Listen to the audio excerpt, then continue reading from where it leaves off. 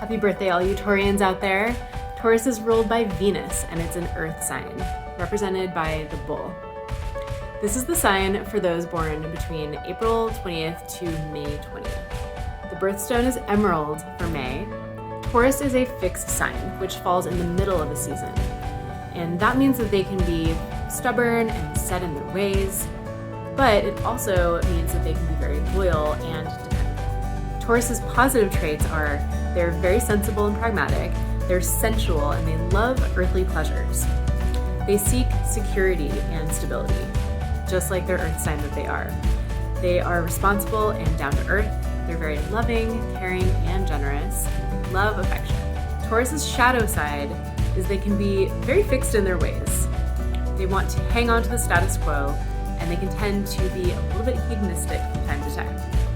They can get a little too comfortable and lethargic sometimes, and they can be stubborn and have a temper if they don't get their way. Here are some of the crystals that we recommend for Taurus. Emerald, their birthstone, is for success in love and wealth and can also help heal emotional wounds.